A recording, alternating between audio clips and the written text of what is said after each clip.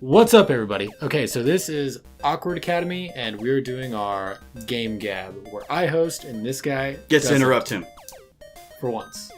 That's really jarring. Like, Yeah, it really ruins your train of thought. I love it. You always do it to me on Awkward Audio. I'm White Buffalo. This is my bro, Reverend Schmitty, also known as Justin, also known as Big Brother, also occasionally known as Big Boy Blue.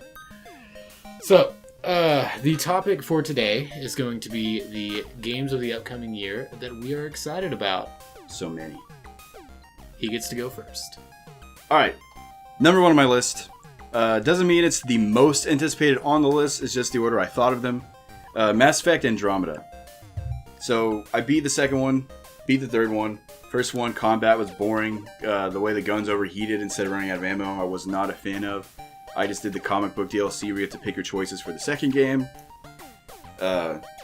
Really excited to see what BioWare can do with a brand new engine after...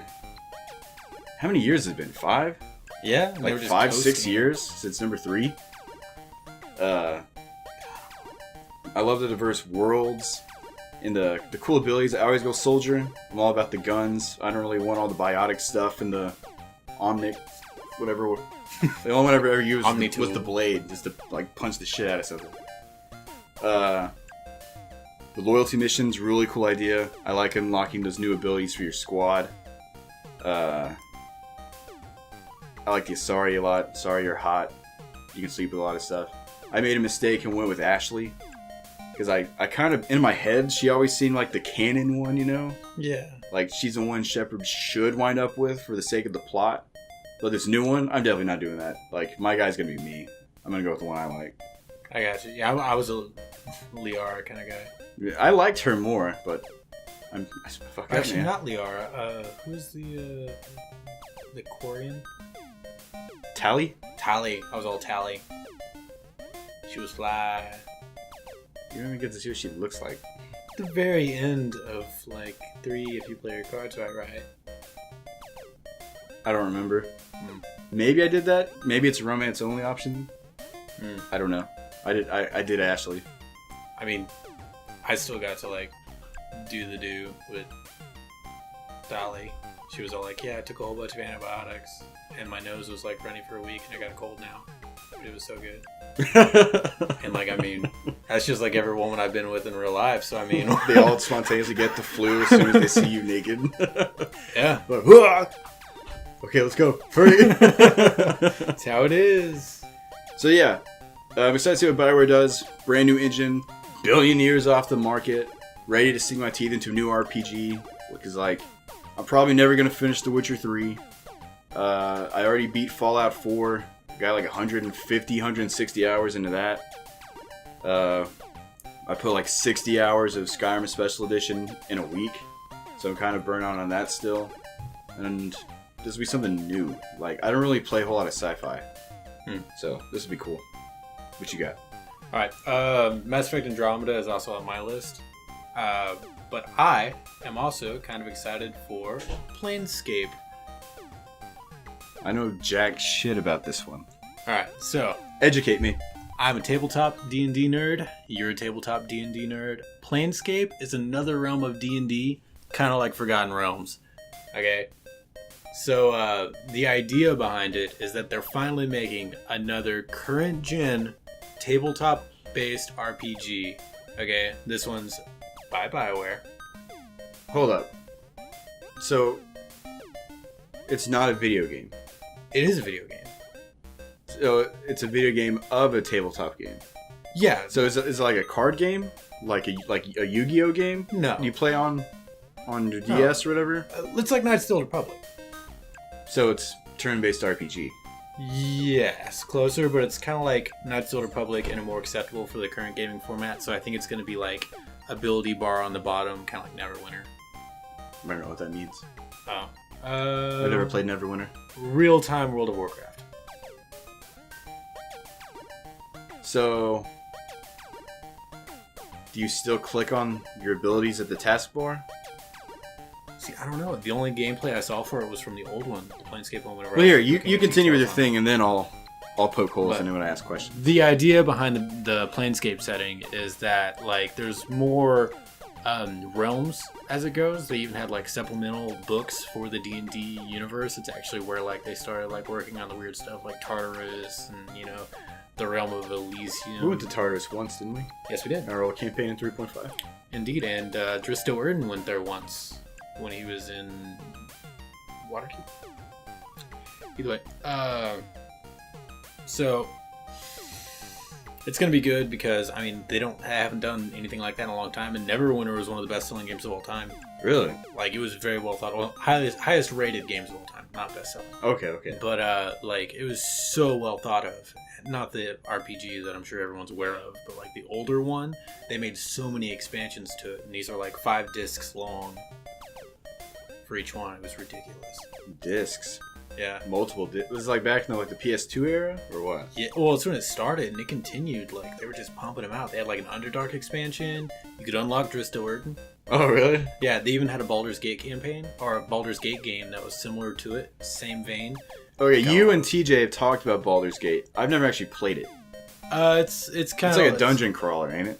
Yes. Yeah. It's very, very similar to all the other ones. I don't know if I think they're called roguelikes now, aren't they? Yeah, because the Roguelike Dungeon was the game that inspired it. Yeah. Back on the old MS-DOS. Never been big into those. I think Bard's Tale on the original Xbox is the last one I played.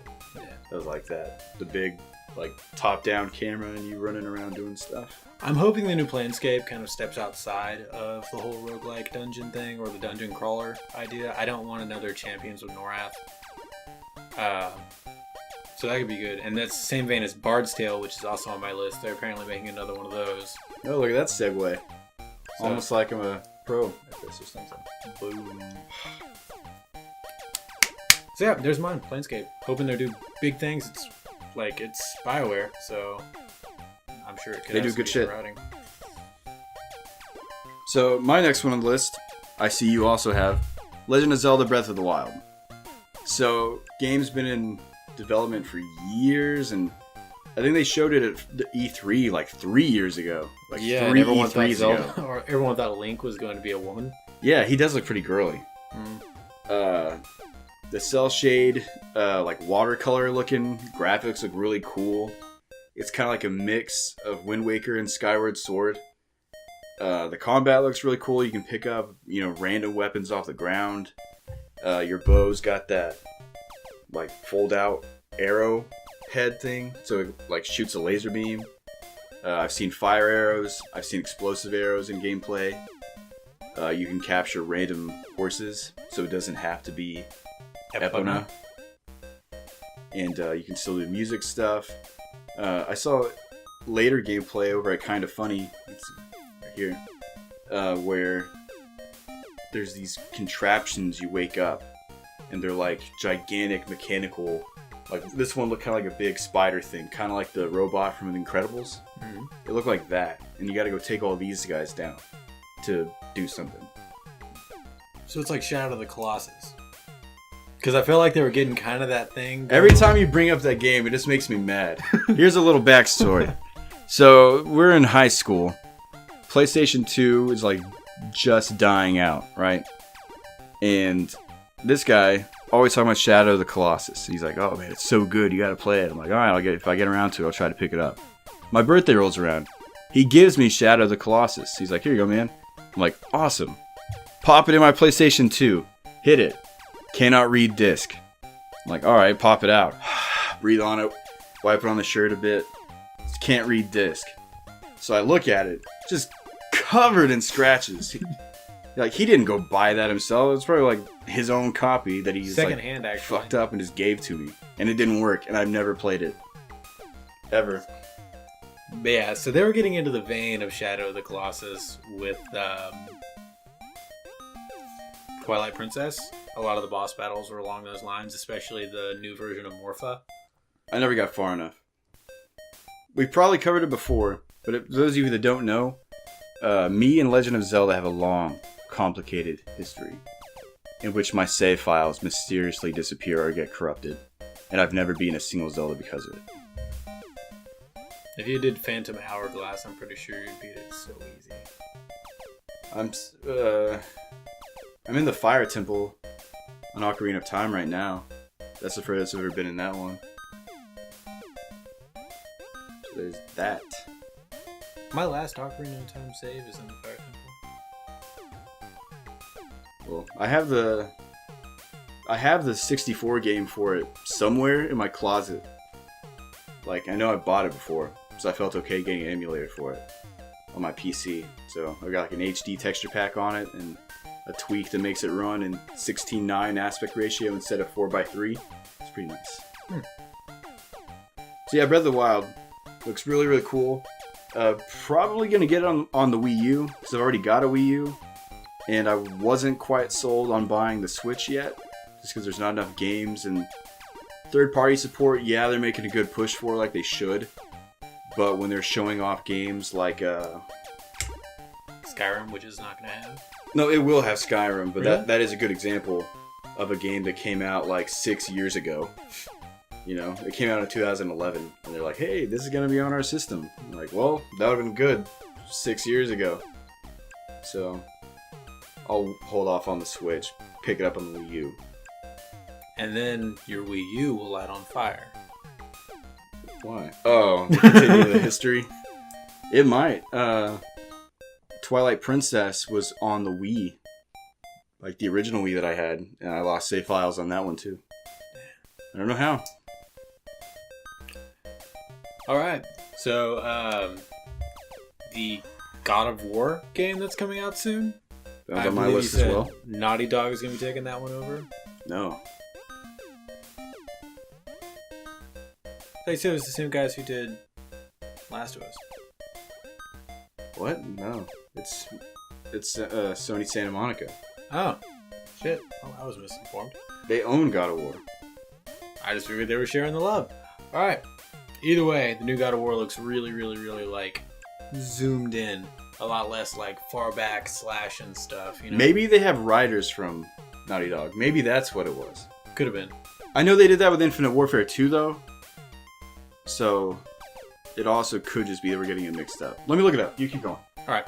So, it looks so good. The trailer they got going on for it, it's really zoomed in. Because, I mean, I don't know if anyone noticed it, but during the whole God of War thing, everyone was in love with just sitting back with the camera a mile away and slashing through hordes of enemies. You had, was it the something Dynasty? What? What was that one game? Something Dynasty? Dynasty Warriors, that's it. Dynasty Warriors, Prototype, Blood, Splatterhouse. I mean, everything was just like, let's zoom out all the way and just mow through gory amounts of enemies with like melee weapons. That was like the big thing. And they even made Dante's Inferno, which is basically God of War theologicalized. But yeah, this new one's going to be awesome. I mean, it's in deep. You actually care about Kratos. He's not just a massive dick. I don't see anything about it. And it's probably just when I was telling you about Infinite Warfare having some mixed up. Naughty Dog writers. Either way, it looks intense. It definitely looks inspired by Naughty Dog. Like, Yeah. it moved to more of an over-the-shoulder camera. And, like, the way you just kind of move around an area once you unlock it is a lot like Naughty Dog. Rise of the Tomb Raider and the Tomb Raider reboot both did that as well. Which is kind of a funny thing in and of itself. Because, like, Uncharted was inspired by the old school Tomb Raider. And then the Tomb Raider reboot was inspired by Uncharted. So, It's an evolution. yeah, God of War looks awesome. Oh yeah, it's actually one of the reasons I was so cool with just shaving my head and growing a beard out. Show him the head. Ah, my eyes! Actually, it's not nearly as short as it used to be. It used to be bald. Yeah. Me and TJ shaved it on a live stream we did for Extra Life charity last year. Which is also on this shirt. Extra Life 2016. Team Kinda Funny. You should join up. It's for a good cause. We mowed over $200. Zipping my fly. Hope you can hear it. I guarantee they'll go hear that. The Blue Yeti. I also like that it's an axe. Instead of his over-the-top chain swords. You just got like that cool... Looks like... It's not even like a battle axe. It looks like a woodcutter's axe. That happens to be enchanted and like flies back to him and shit. Like a short-ass halberd. But yeah, I thought that was really cool. Not really sold on the kid, though.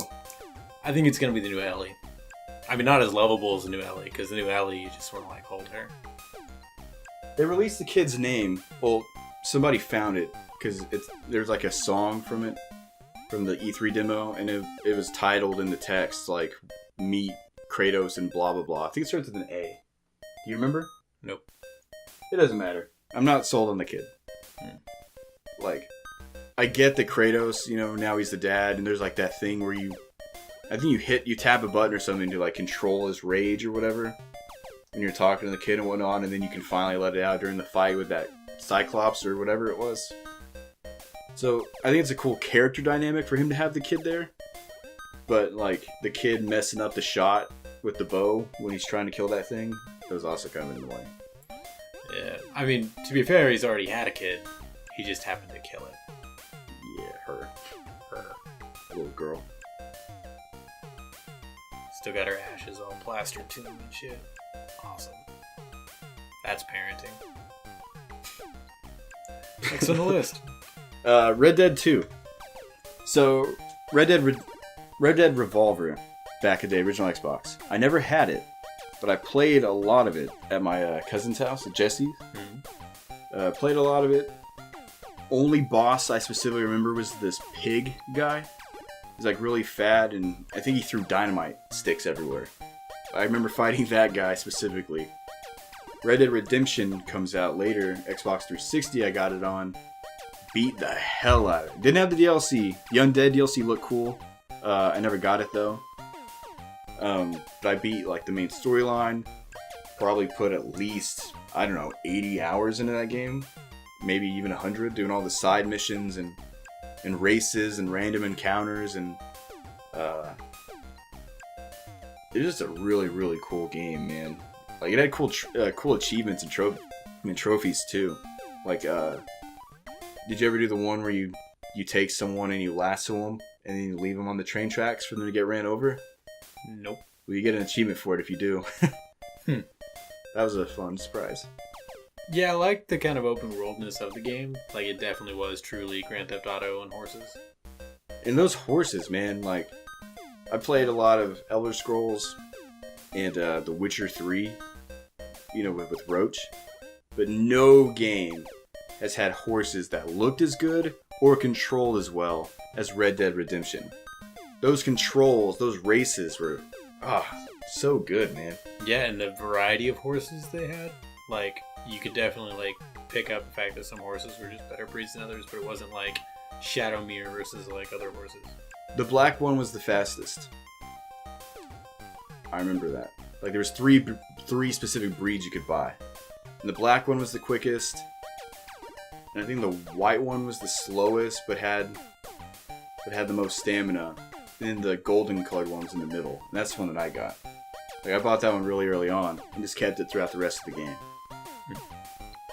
But the controls were good, like for the shooting, and the Deadeye ability was really cool.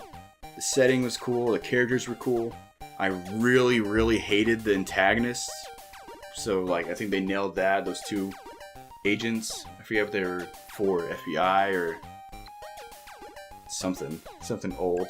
I like that creepy guy that's really into dead bodies. I like the guy that might be Death. Yeah, or God or Satan. He's got the hat. He's like, yeah, and he knows your name, and this is where it's gonna happen, and it turned out to be where you're buried later. Yeah, that was really cool.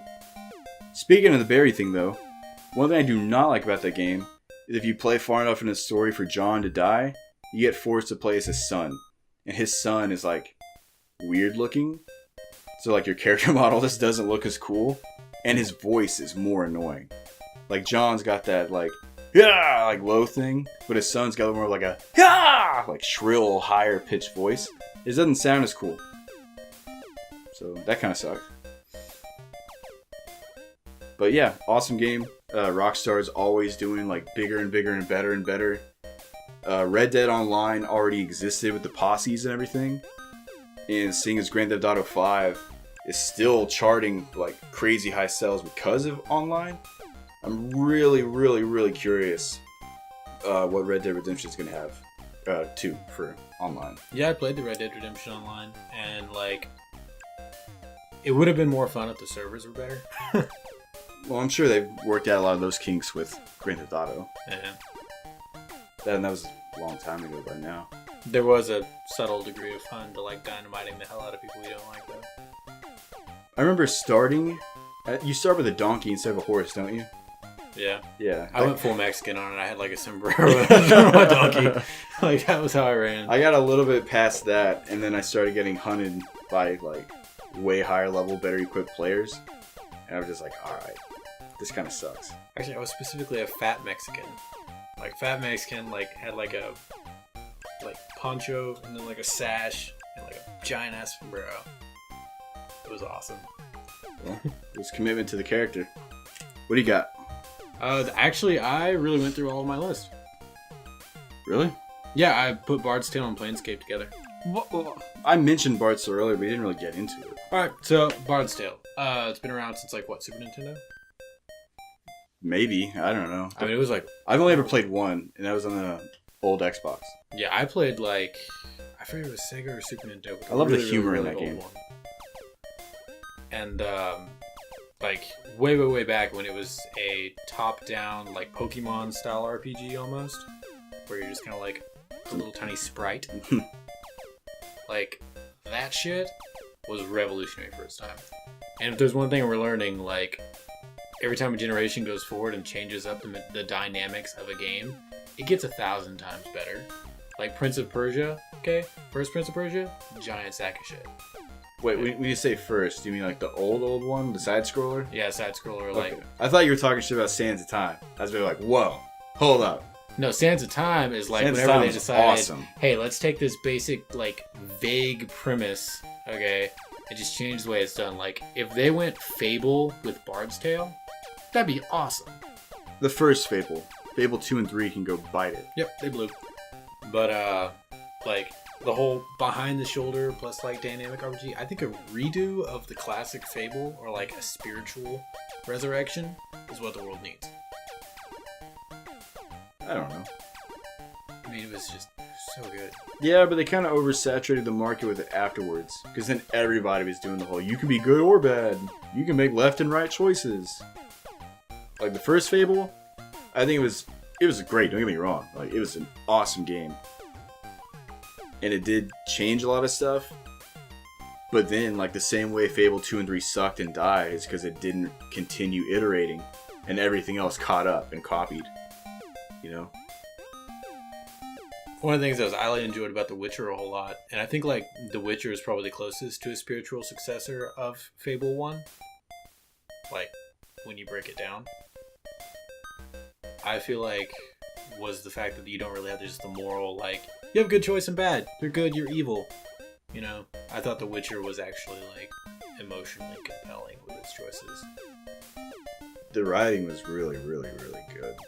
Yeah, it kind of sucks though. I feel bad about some choices in The Witcher. Like, you can walk in with good intentions and walk away just a bad person. That's one of the things I like about it. I mean, so many things seem to be clean cut, and like when it's done, but it's not. And then there's like lasting repercussions, like that town might be wiped out, or like half the people there might be dead. So, Fable never really had that for me.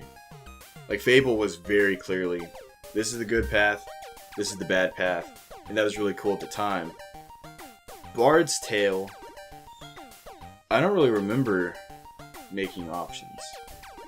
I just kind of remember going through and, like, fighting stuff and looting stuff. I remember the dog. I remember the dog getting killed and then coming back as a little skeleton dog.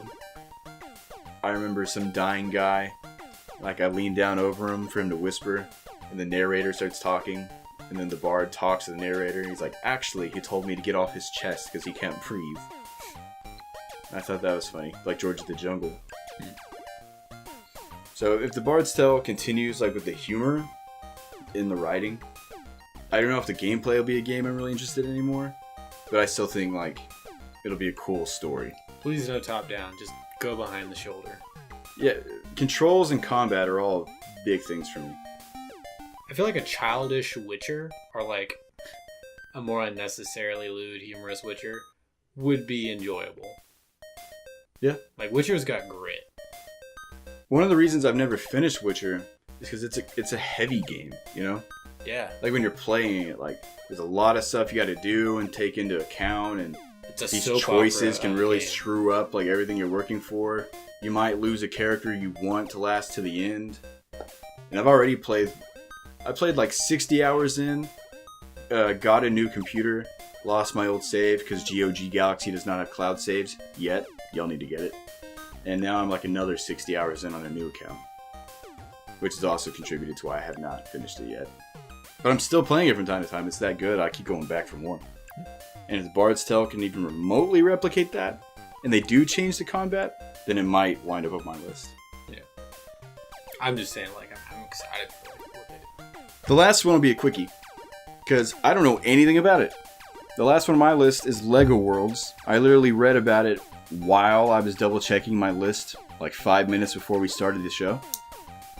And from what I read on Screen Rant, it's supposed to be like a new, bigger, better Minecraft. I don't know if that's actually going to pay off or not. I don't know if even such a thing is possible right now because we play on Feed the Beast. There's all kinds of really cool mod packs and additions and changes and tweaks. But Lego's also been killing it, you know? Yeah, Like Lego's Lego been rocking. Dimensions, like Greg Miller. I think this one's him. Like, he loves Lego Dimensions. And they've gotten all these like IPs and properties like Harry Potter and Star Wars and Batman all on board. They're doing an awesome job. Marvel's in on it too. My big thing is I just don't think it's going to be like not Roblox. Minecraft. Minecraft is not only just like a build it game, it's also like a resource gathering, crafting, survival game. And Lego's not going to have that. They could. They've gonna- already covered so many genres with their adventure stuff. They're going to have like you got to hunt, you got to get food sort of Lego thing. Yeah, they might. I feel like most Lego games, it's going to be completely obtuse that it's Legoed. So like people's basic biological needs will be like thrown aside, I don't know. I mean, and you won't chop down. all the other ones have been specifically like action games. Like this one's a fantasy action, this one's a sci-fi, this one's a superhero. I mean, you say it, but like I just can't imagine like chopping down a Lego tree to get Lego wood blocks to build my Lego fire. I can very easily see that. I mean, Lego's made movies, so it definitely wouldn't be hard for them to have the assets for all that. Like I have no doubt they have the capacity to do so. And that alone is enough for me. Like, that's why it's on the list. I definitely think Lego could do it. I think they can nail it. And if they're attempting it, then it's got the potential to be awesome. I mean, I'm a bigger Minecraft Everything fan is than awesome. You are, so got my cards to my chest on that one. Lego Worlds is awesome. You gonna see the new Batman movie? Well, I mean, it's a Batman movie, so I'm contractually obligated to go see it. All right, so there's my list. There's your list. In the comments, if you have any other games that you think are really super great, go ahead and like put those in there. You'll probably read them. I probably won't. Captain_Virgin on Twitter. I'm Reverend Schmitty on Twitter. He Get at gets us. on Twitter. I don't. So yeah. But he will if people like contact him, I believe. Oh, definitely. Yeah, I will feel Like he's all obligated about to do so. he's all about that interaction, feeling like validated by people he doesn't know. Oh yeah, I'm all about that like feeling, especially if I feel pressured to by the amount of people on my Twitter. I will be on it in a second. Yeah, so hit us up. Yeah, just force me to do it. Well, this is Awkward Academy, and we are signing out. Bye-bye.